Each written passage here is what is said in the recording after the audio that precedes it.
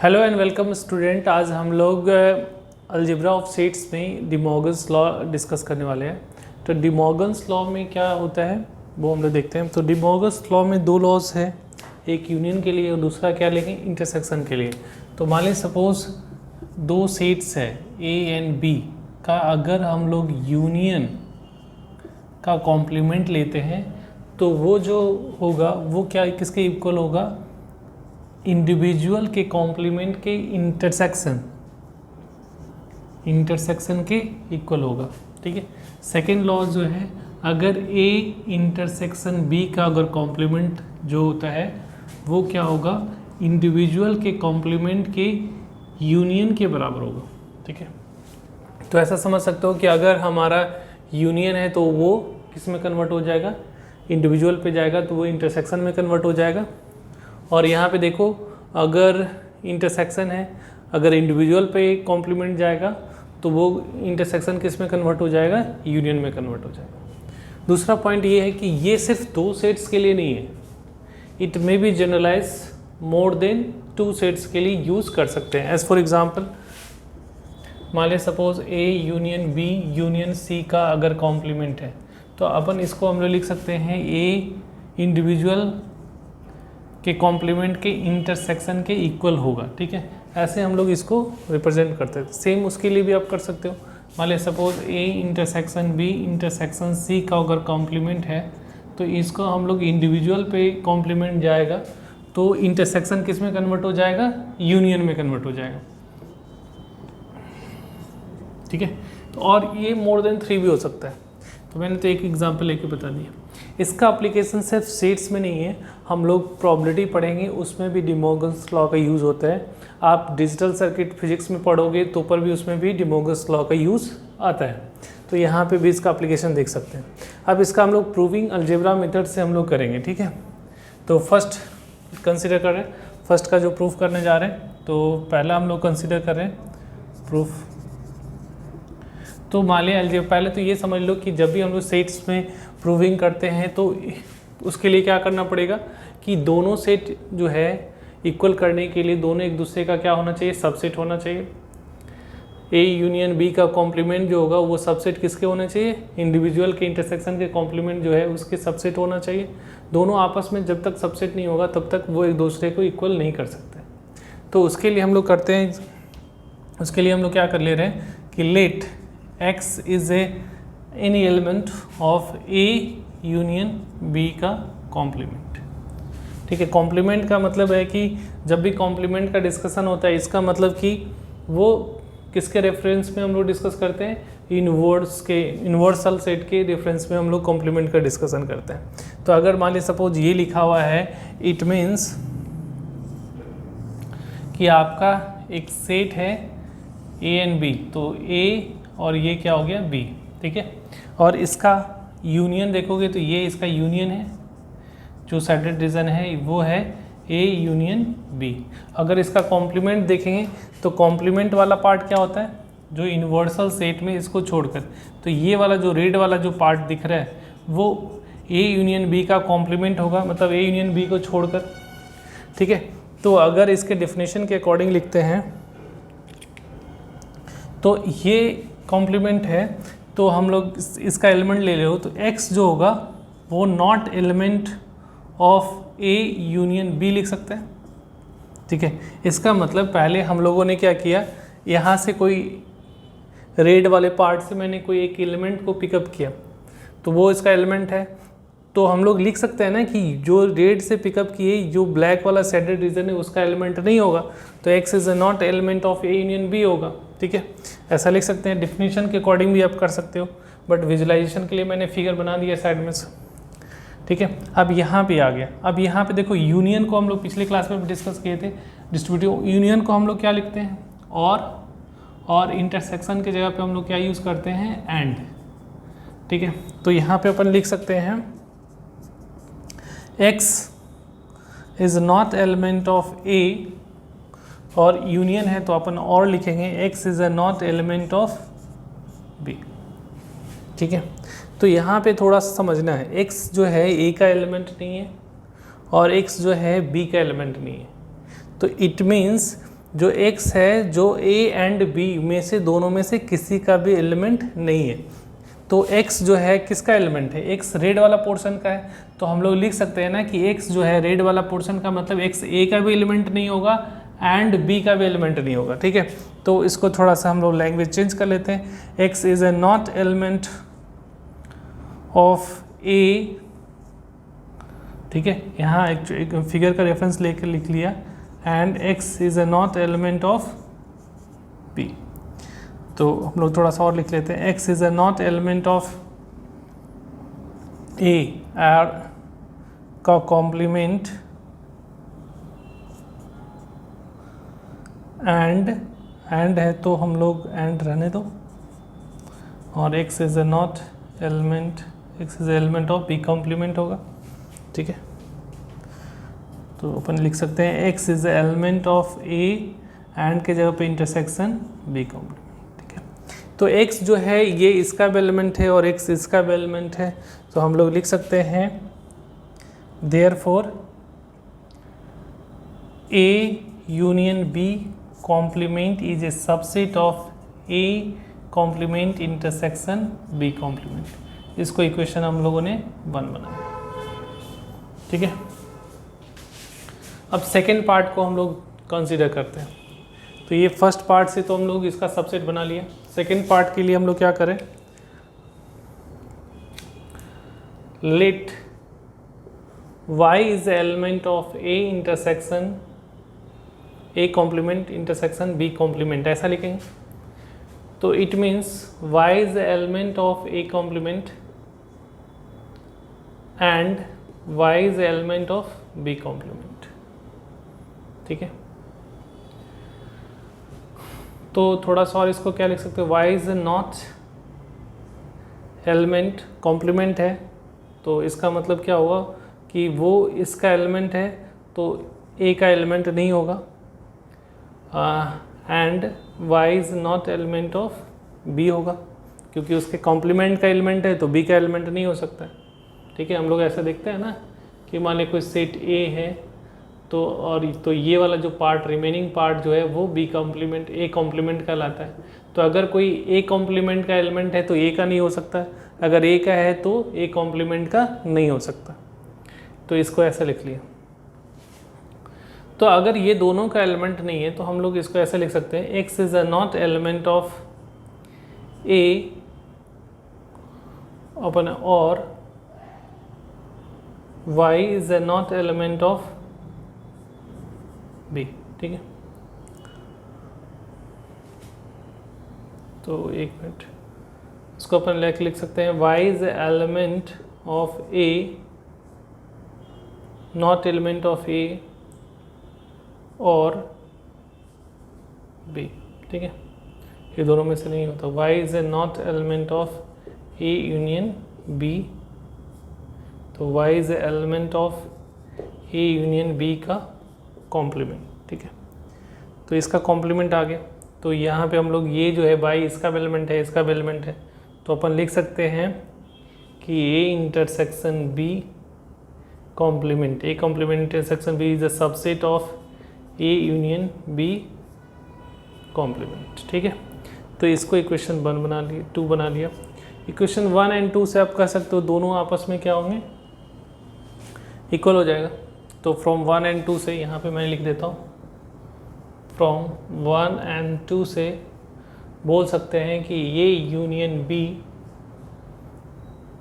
Complement equal to individual का complement का intersection के बराबर होता है। दिस इज अ प्रूफ, ये अलजेब्रिक प्रूफ है, ठीक है। आप इसका सेट के नंबर लेके भी आप जस्टिफाई कर सकते हो कि जो हम लोग प्रूफ किए वो सही है या गलत है।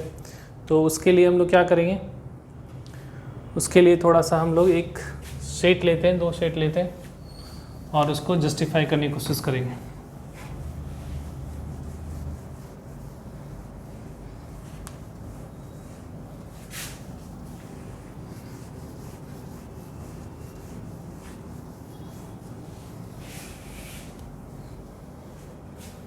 ठीक है, तो एक एग्जांपल हम लोगों ने कंसीडर कर रहा हूँ।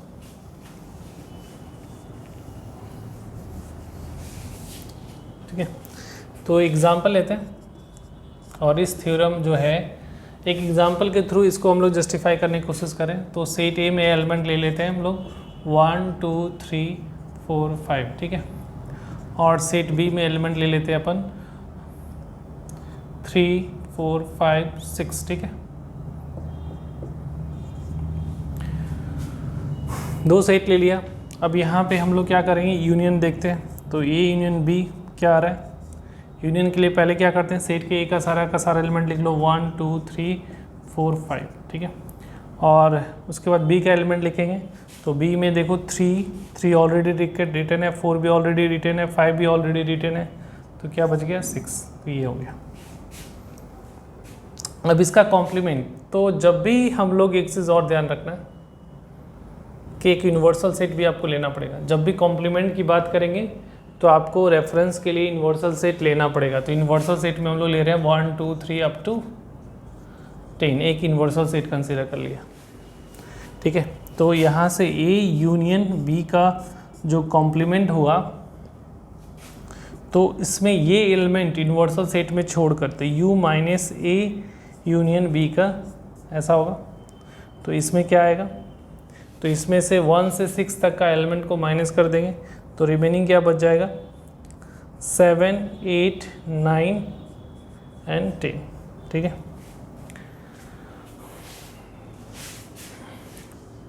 तो ये लेफ्ट हैंड साइड का वैल्यू हम लोगों ने कैलकुलेट कर लिया।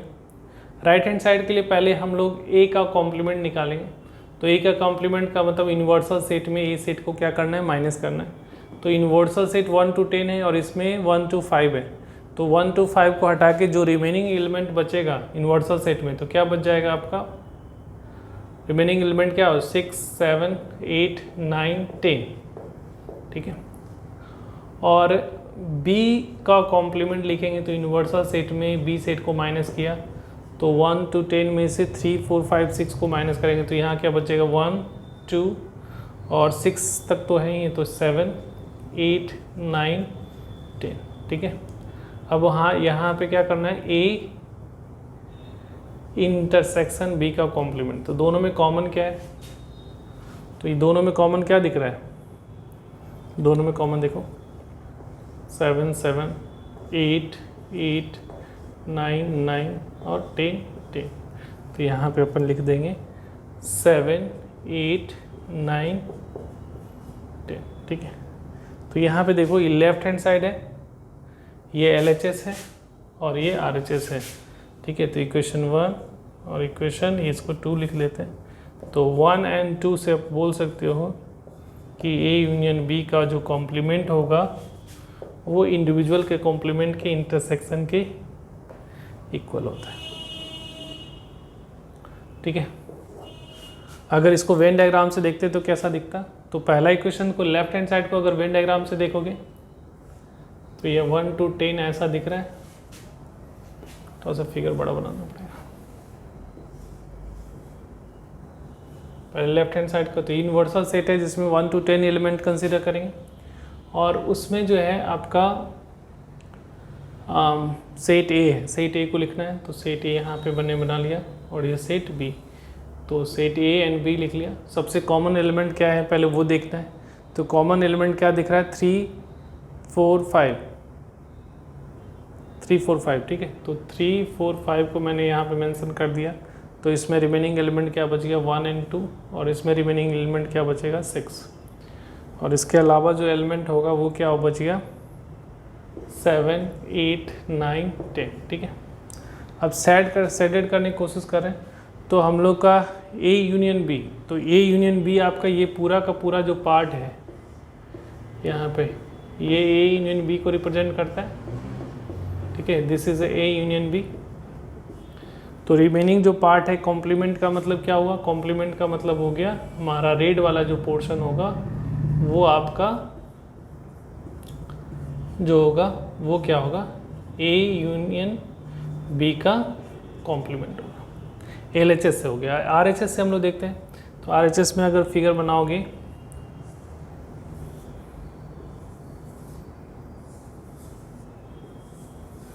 Set A and set B ऐसा बना लिया, ये RHS से हम लोग फिगर बना रहे हैं। तो पहले जो कॉमन एलिमेंट है 3 4 5 वो लिख लिया, 1 2 और ये 6 हो गया, यहाँ पे 7 8 9 और ये क्या हो गया 10। अब मुझे सेट करना है, तो एक को मैं ब्लू से करूँगा और दूसरे को रेड से करूँगा। तो ब्लू वाला ए का कॉम्प्लीमेंट पहले देखते हैं। तो ए का कॉम्प्लीमेंट कौन सा है, तो ए का कॉम्प्लीमेंट जो होगा ए को छोड़कर जो रिमेनिंग पार्ट है, तो ए को ऐसे छोड़कर मैंने इसको कलर कर दिया।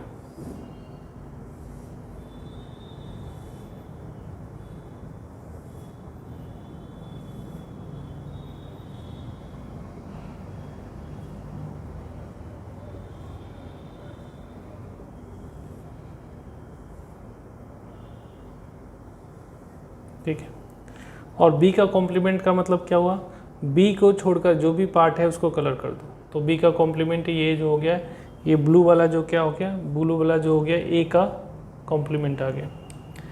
बी का कॉम्प्लीमेंट का मतलब बी को छोड़कर बाकी सबको कलर करना है।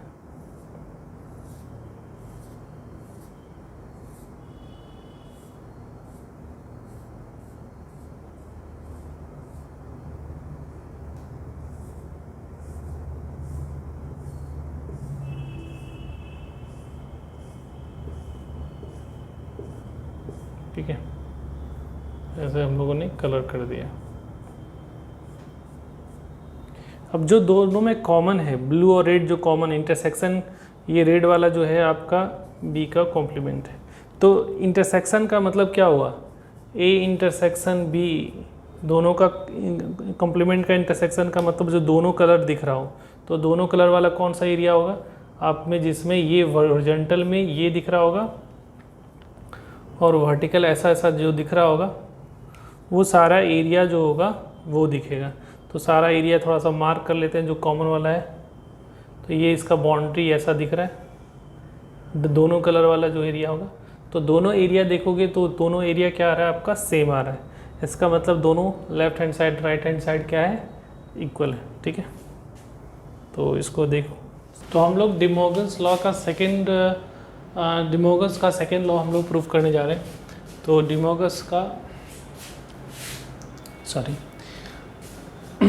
हम लोग डिमोगन्स का सेकेंड लॉ हम लोग प्रूफ करने जा रहे हैं। तो उसमें क्या बोला जाए कि अगर ए इंटरसेक्शन बी का कॉम्प्लीमेंट होगा तो इंडिविजुअल के कॉम्प्लीमेंट के यूनियन के इक्वल होते हैं। ठीक है, तो इसके लिए प्रूफ के लिए जैसे हम लोग उसमें किए हैं, फर्स्ट प्रूफ को वैसे सेम करना है। तो उसके लिए let x is the element of A intersection B complement लिया। तो जब भी कॉम्प्लीमेंट की बात होता है तो हम लोग किसके रिस्पेक्ट में बात करते हैं, यूनिवर्सल सेट की बात करते हैं। तो थोड़ा सा समझो कि यूनिवर्सल सेट का मतलब क्या हुआ।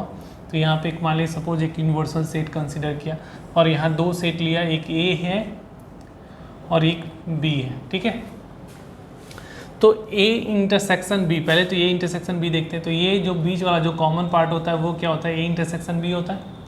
और जो हमारा अगर कॉम्प्लीमेंट बोला जाता है तो कॉम्प्लीमेंट का मतलब इस पार्ट को छोड़कर जो भी रिमेनिंग होगा। ठीक है, तो इस पार्ट को छोड़कर रिमेनिंग पार्ट कौन कौन से होंगे, तो इसको थोड़ा कलर कर देता हूँ मैं।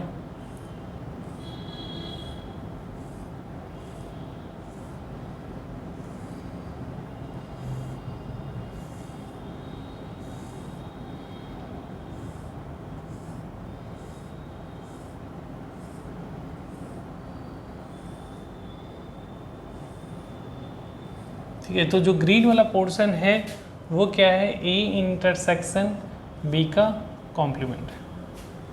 ठीक है, अब यहाँ पे एलिमेंट नहीं है तो ये जो है एक्स जो है वो नॉट एलिमेंट किसका होगा, एक्स जो है वो ग्रीन वाला पार्ट का एलिमेंट है।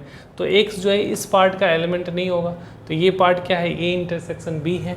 तो x is a not element of A intersection B. अब यहाँ सोचो, तो अगर एंड का हम लोग जनरली क्या करते हैं, इंटरसेक्शन के लिए और यूज़ करते हैं और यूनियन के लिए एंड यूज़ करते हैं। बट यहाँ पे थोड़ा सा आपको सोच के करना है। नॉट होगा तो जस्ट उल्टा हम लोग लिखते हैं। तो x जो है not element of a and x is a not element of b अगर लिखते हैं, सपोज मैंने ऐसा लिखा, x is a not element of a and x is a not element of b। इसका मतलब क्या हुआ कि सिर्फ हम लोग किसके पार्ट की बात करेंगे, नॉट एलिमेंट ऑफ ए का मतलब हुआ कि ए को छोड़कर एंड बी को छोड़कर। तो ये जो पार्ट का डिस्कशन के लिए बोल रहा है वो कौन सा पार्ट होगा, ये अगर एंड लिखोगे तो ये जो बाउंड्री होगा इसके अलावा का जो एलिमेंट होगा उसकी बात कर रहा है।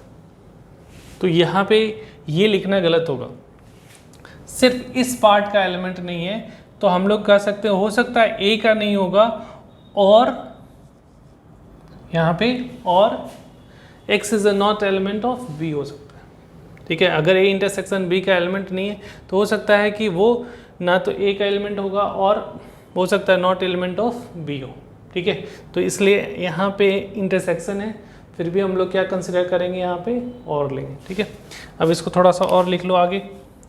तो x is a element of a complement होगा। ठीक है, और x is element of b complement होगा। ठीक है, तो हम लोग x is element of a complement b complement का यूनियन हो जाएगा। ठीक है, तो x इसका भी एलिमेंट है, इसका भी एलिमेंट है, तो अपन लिख सकते हैं कि a इंटरसेक्शन b का complement is a subset of a union a complement union b का कॉम्प्लीमेंट का सबसेट होगा। तो इसको इक्वेशन हम लोगों ने 1 बना लिया। ठीक है, तो लेफ्ट हैंड साइड से हम लोगों ने कर चुका। अब RHS से करना है, तो RHS के लिए हम लोग एक वेरिएबल ले लिया। तो RHS के लिए let y is element of a complement union b complement consider कर रहा हूँ। ठीक है, तो इसका मतलब क्या हुआ, इसका मतलब हुआ कि मान लिया कोई सेट है और जब कॉम्प्लीमेंट होगा तो यूनिवर्सल सेट होना ज़रूरी है। तो ये सेट ए हो गया, ये सेट बी हो गया। तो ए का कॉम्प्लीमेंट कौन सा होगा, ए को छोड़कर। ठीक है, ये ए का कॉम्प्लीमेंट होगा।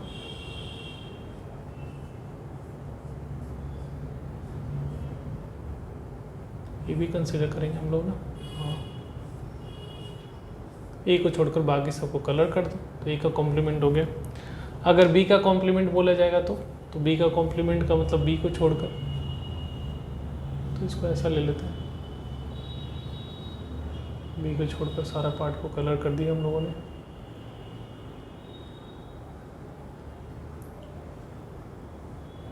ठीक है, ये पार्ट भी होगा। तो यूनियन का मतलब होता है कोई भी कलर्ड होना चाहिए। ठीक है, आपको नहीं है कि दोनों कॉमन होना चाहिए। कॉमन कब होता है, इंटरसेक्शन में लेते हैं। यूनियन में कोई सिर्फ कलर होना चाहिए। तो सिर्फ ये वाला पोर्शन जो दिख रहा है वो कोई भी कलर से शेडेड नहीं है। ठीक है, तो हम लोग जो x is element of union मतलब ये शेडेड रीजन में से कोई एक एलिमेंट होगा। ठीक है, तो अपन इसको क्या लिख सकते हैं, y is element of a और यूनियन है तो और y is element of b complement. ठीक है, अब यहाँ पे एंड लिखते हैं y is not element of a। ठीक है, y is not element of a, और यहाँ पे और है। जब भी ये वाला रहता है नॉट वाला तो यहाँ पे साइन चेंज हो जाता है, और होगा तो एंड होगा तो और करते हैं। तो y is not element of a, और यहाँ पे एंड लिख लो y is not element of, ठीक है, नॉट एलिमेंट ऑफ b। ठीक है, तो y जो है, तो y को हम लोग नॉट एलिमेंट किसका है, इस पार्ट का। y तो ये कलर वाला पार्ट का है, तो ये वाला पार्ट में y का कोई y एलिमेंट नहीं होगा। ठीक है, तो इसको ऐसे लिख सकते हैं। तो अपन लिख सकते हैं y is not element of a intersection b। ठीक है, तो यहाँ पे अपन लिख सकते हैं y is element of a intersection b का कॉम्प्लीमेंट। ठीक है, तो यहाँ पे अपन लिख सकते हैं a complement union b complement is a subset of a intersection b का कॉम्प्लीमेंट। ठीक है, तो यहाँ पे हमारा इक्वेशन हो गया 2। तो यहाँ से फ्रॉम 1 and 2 से लिख लो। फ्रॉम 1 and 2 से अपन क्या लिख सकते हैं, a इंटरसेक्शन b का complement is equal to individual का a का कॉम्प्लीमेंट यूनियन b का कॉम्प्लीमेंट। ठीक है, ये प्रूफ हो गया। और ये दोनों फिगर देखो, ये दोनों फिगर का जो साइडेड रीजन है सेम है, सिर्फ ये वाला पार्ट को छोड़कर बाकी सारा पार्ट साइडेड है, दोनों का साइडेड है। ठीक है, तो हम लोग वेन डायग्राम से भी आप ये समझ सकते हो। ठीक है, तो ये इसका प्रूफ हो गया, अलजेब्रिक प्रूफ। एक एग्जांपल लेके हम लोग इसको जस्टिफाई करने की कोशिश करते हैं।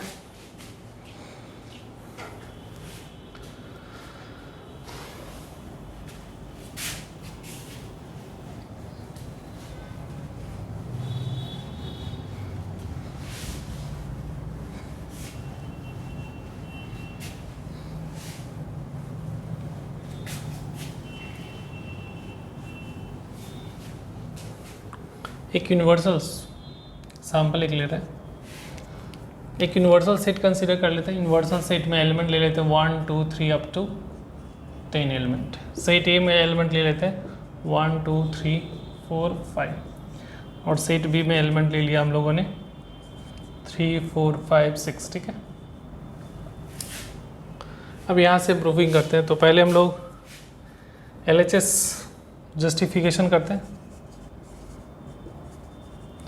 वेरीफाई करते हैं कि दोनों side left hand side right hand side दोनों सेम आ रहा है या नहीं आ रहा है। तो हम लोग पहला लेफ्ट हैंड साइड से लेते हैं। तो लेफ्ट हैंड साइड में क्या है, तो लेफ्ट हैंड साइड में A इंटरसेक्शन B का कॉम्प्लीमेंट। ठीक है, तो उसके लिए हम लोग A इंटरसेक्शन B लेंगे।